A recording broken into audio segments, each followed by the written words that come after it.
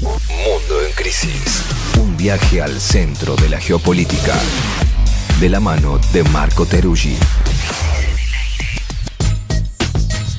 Marco Teruggi no está con nosotros hoy porque se toma muy en serio su trabajo y está en un avión en este momento, yendo precisamente hacia Chile, donde el lunes 11 de septiembre se conmemoran 50 años del golpe militar encabezado por Augusto Pinochet, y también, por lo tanto, se conmemoran 50 años del asesinato de Salvador Allende.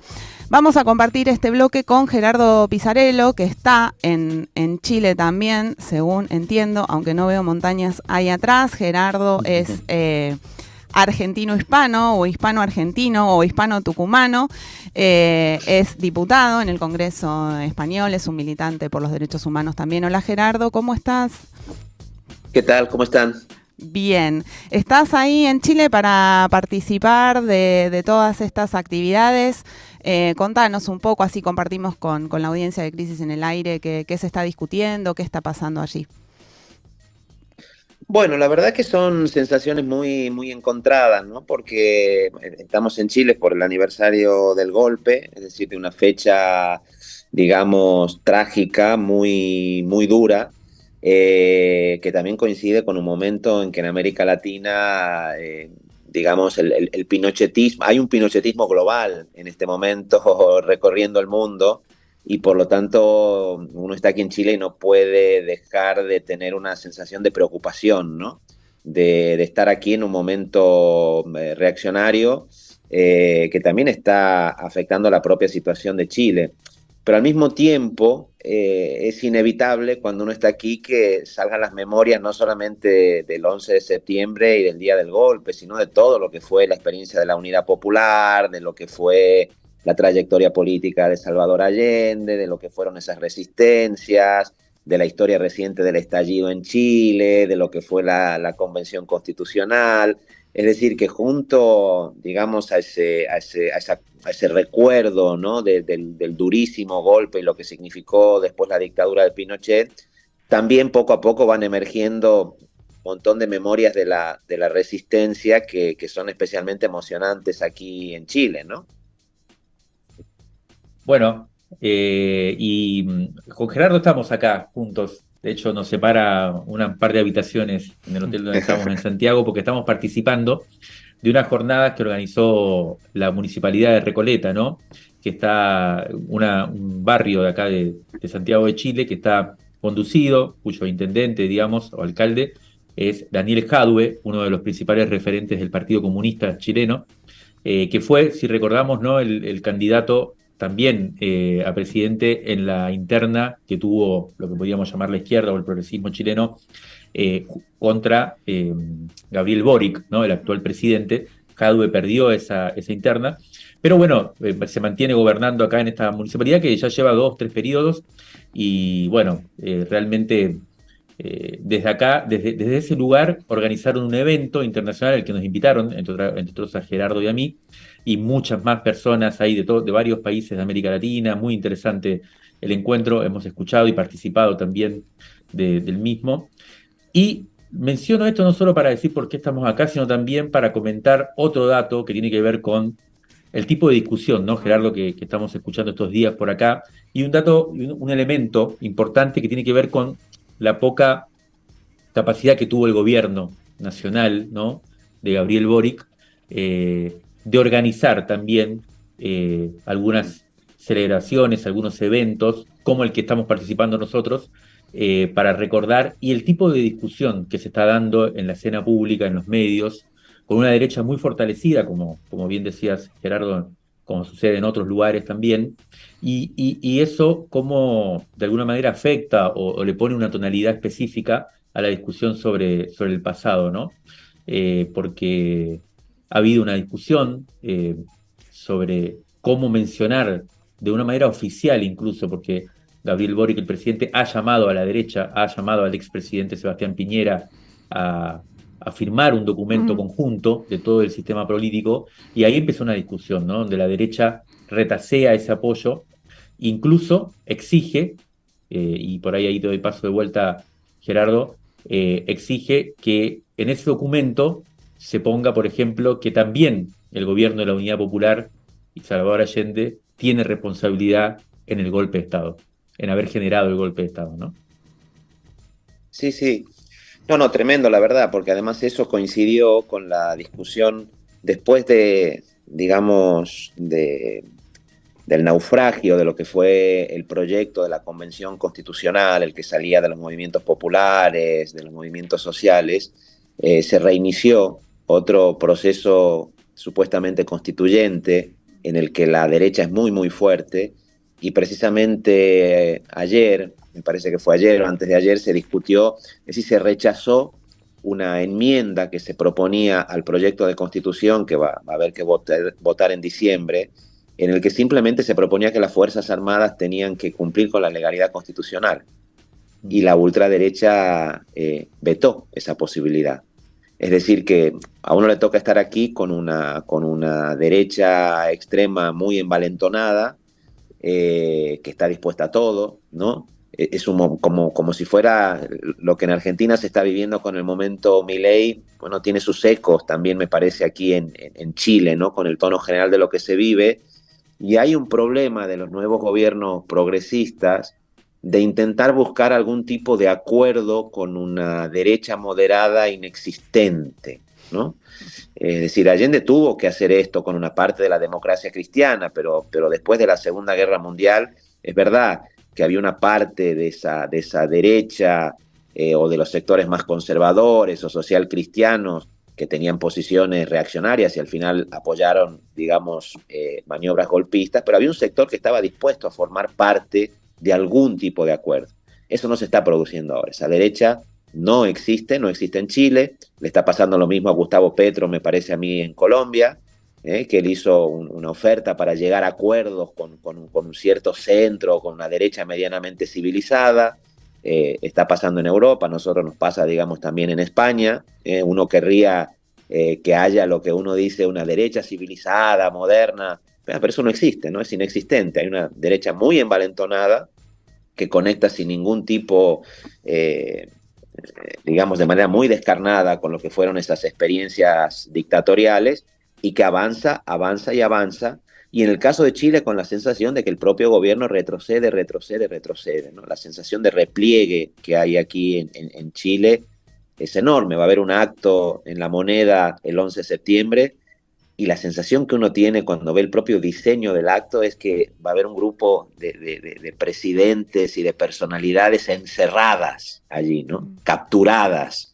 Es decir, no es un acto abierto a la sociedad, sino es el acto de un grupo de personas que están asediadas por un clima general que ya digo que es muy, muy reaccionario. Eso me parece que es muy preocupante. Pero también, como decía Mario, nosotros nos invitaron aquí a esto de Recoleta, y en Recoleta también me parece a mí que, escuchando ayer a las compañeras que intervenían, a la fuerza, ¿no?, del feminismo, recordando lo que fueron las luchas feministas en estos últimos años en América Latina, lo que fue en el propio Chile, además, que fue realmente ejemplar lo que pasó con el movimiento feminista chileno.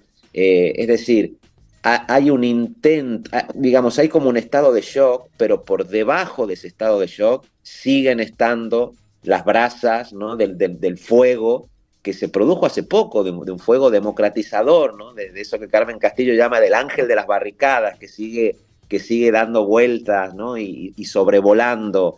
Entonces, bueno, vamos a ver, digamos, cómo se resuelve eso. Es interesante estar en Chile y poder, digamos, oír y conectarse con esos diferentes, ¿no?, con esas diferentes voces, silencios que recorren el país en este momento, donde ya digo, hay noticias preocupantes, pero bueno, es posible que en esa conciencia, ¿no?, de lo que Benjamin llamaba, ¿no?, un aviso de incendio, bueno, puedan aparecer también las alternativas para conjurar eso. Hay una gran preocupación por buscar esas alternativas, ¿no?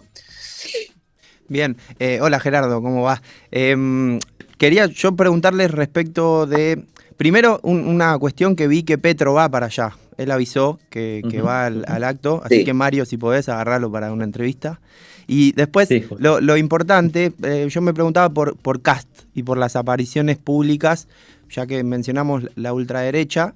No sé cómo está apareciendo, cómo está discutiendo con todo esto, cómo circula la discusión en Chile. Y también, bueno, la pregunta, ¿cómo conecta con la población? Siendo que hay actos, como ustedes vienen diciendo, de distinto tono, ¿cómo se da ese diálogo entre el principal referente, ¿no?, de la ultraderecha? Bueno, lo que hemos escuchado, Nico, por acá es un poco que esto, que lo que acaba de contar bien Gerardo, es que una derecha fortalecida y además una derecha que como allá también, como en Argentina, tiene varias voces, ¿no?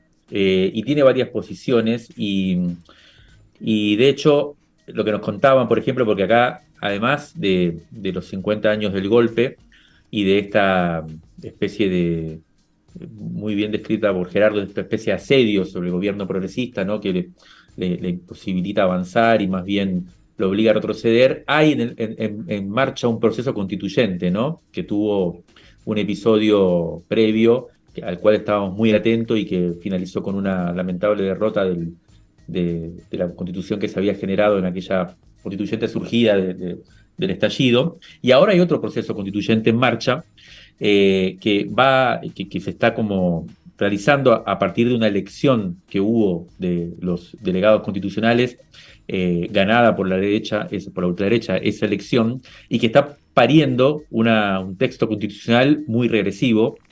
Y acá todo el mundo se está preparando, digamos, las fuerzas progresistas, los movimientos sociales, para una campaña que va a ser en diciembre para llamar a votar por el no.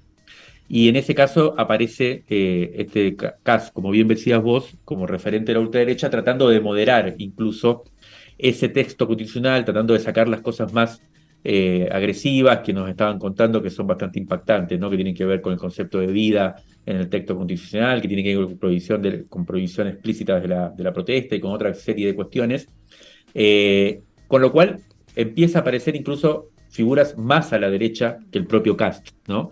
Eso es lo que nos comentaban, mientras hay otro sector de la derecha más tradicional en Chile que sigue de alguna manera también pujando ahí. Así que es un escenario como el que pasa en Argentina, con una iniciativa muy clara por parte de la derecha, pero me gustaría reforzar este otro sentido que planteaba Gerardo y contar un poco, o rápidamente mencionar algunos recorridos que hicimos también con Gerardo, viendo esta especie de huellas, ¿no?, estas especies de marcas que están vivas y que en primer lugar, y primero que nada, están en ese propio gobierno de la Unidad Popular que hoy resurge, ¿no?, con una cantidad de significaciones que ayer nos entrevistaban en algunos medios también con Gerardo y claro, uno decía, estamos un poco acá discutiendo sobre el pasado, pero es raro que de repente el pasado bien aparece como una especie de futuro para nosotros deseable, ¿no?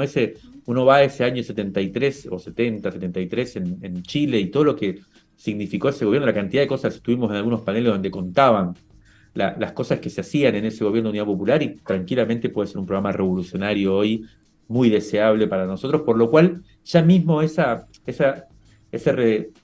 hurgar, digamos, en aquellas historias son muy inspiradoras. Pero además con Gerardo también estuvimos en el Museo del Estallido, ¿no?, hace un par de días, que es un museo muy lindo que queda ahí cerca de la Plaza de la Dignidad, donde se han reunido un montón de artistas y donde están expuestas un montón de obras, uno podría decir elementos de la revuelta, ¿no? Escudos, los perros matapacos, un montón de imágenes que también ahí aparecen inspirándonos. Y bueno, anoche yo estaba trabajando, ¿vieron? Me puse a hacer el guión, como todos los viernes a la noche que nos lleva. Gerardo por ahí nos puede contar que se fue a tomar pisco. Yo me tuve que abstener. Pero mañana, o sea, ahora en un rato vamos a ir con Gerardo, después de que intervengamos en el evento, nos vamos a ir a Valparaíso también, a ver a Jorge Sharp, al alcalde de allá, que también son experiencias muy interesantes. O sea que, como decía bien Gerardo, hay un montón de elementos que también son muy inspiradores y que sobre todo están tratando de pensar esto que venimos planteando, cómo hacemos para resurgir con inspiración y con ideas, digamos, de este momento complejo. Bueno, y también, Mario, un poco lo que contabas y lo que preguntaban ahora, va a estar Petro efectivamente en el acto del 11 de septiembre. Una cosa muy importante, va a estar también Andrés Manuel López Obrador, ¿no? Que poco dado a los viajes internacionales, una pieza clave, me parece a mí, una de las políticas exteriores más brillantes, más comprometidas en América Latina. Andrés Manuel López Obrador ya se encontró con Petro en Colombia y ambos van a venir a Chile, ¿no? Y la verdad que tenerlos aquí también es la sensación de digamos, ¿no? De un tipo de solidaridad latinoamericana que también, digamos, da fuerza, ¿no? Yo creo que parte también de la dificultad que uno ve es que el gobierno de Chile, el gobierno actual, bueno, tampoco ha tenido una política abiertamente latinoamericanista, que en ese sentido, digamos, es un problema, pero es como si uno sintiera que Petro y López Obrador vienen al rescate, ¿no? Esa también me parece que va a ser una sensación, que vienen al rescate del mejor legado de Allende también. Es decir, cuando uno piensa en el legado de Allende y ve a López Obrador, no tiene esa sensación de distancia tan grande que puede tener cuando compara el legado de Allende con la situación del gobierno actual, ¿no? De hecho, una persona cercana, digamos, con la que yo tengo una relación de afecto, estuvimos con Mario, es una persona que es diputado en el Congreso, aquí en Chile, hablando sobre la historia de Allende. Él nos decía, bueno, Allende fue un gran tacticista, y además era como muy hábil, un tacticista, y además en realidad era la ultraderecha de la izquierda en Chile.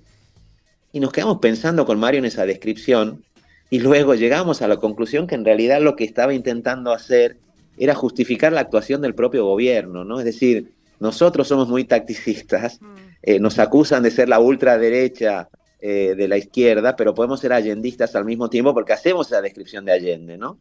Y era una cosa, la verdad, que muy inquietante desde cierto punto de vista, porque, claro, era la recuperación de un Allende totalmente desdibujado, ¿no? Totalmente desdibujado de lo que fue la experiencia de la Unidad Popular. Allende no era un tacticista, Allende no era la ultraderecha de la izquierda, era un socialista convencido, era un anticapitalista convencido, era una persona que siempre creyó en que la unidad de las fuerzas populares, de las clases trabajadoras, campesinas, era muy importante, que tuvo una relación, digamos, muy interesante, por ejemplo, con el MIR, que tuvo, digamos, una apertura a otros sectores políticos de Chile, y me parece que, por un lado, está el negacionismo de la derecha y de la derecha dura, que lo que viene a decir es Allende es el culpable de que exista Pinochet, y por lo tanto tienen que hacer una autocrítica, pidieron demasiado y por eso llegó Pinochet, pero también parecería que hay como una reconstrucción oficial de lo que fue Allende,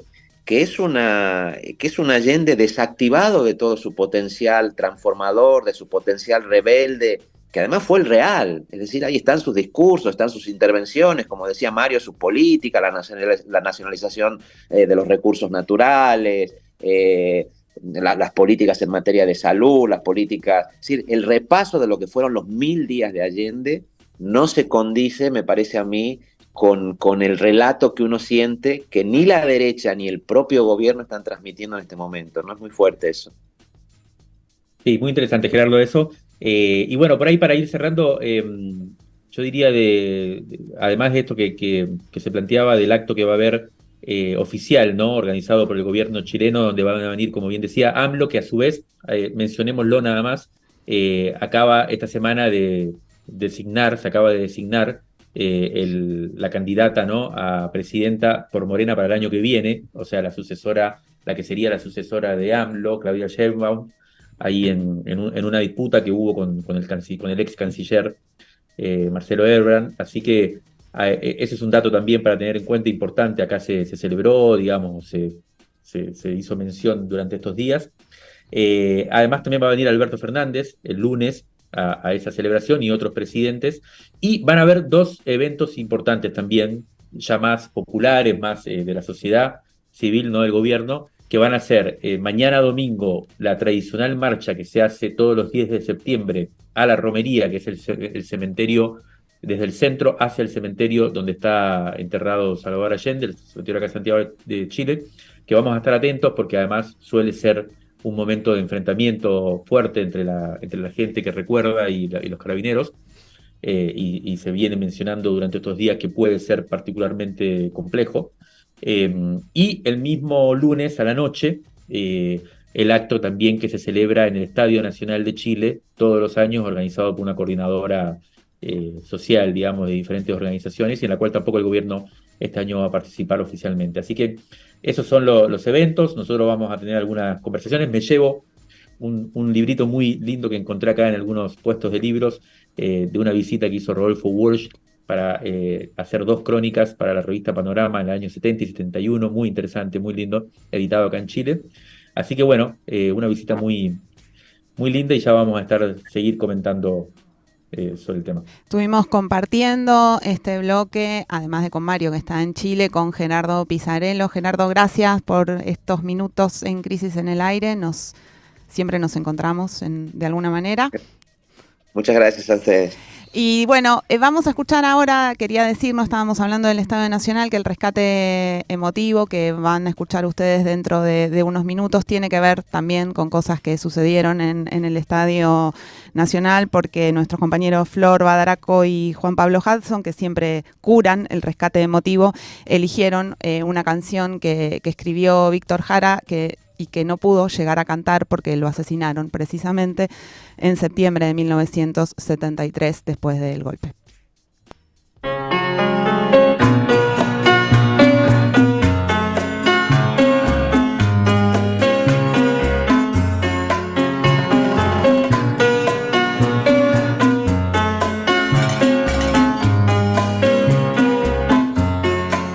Ahora verás lo que es tener las alas rotas. Ahora sabrás lo que es llorar por la derrota. Lo que me trajo tu maldad no tiene nombre, pero ha llegado sin piedad el contragolpe, porque hoy me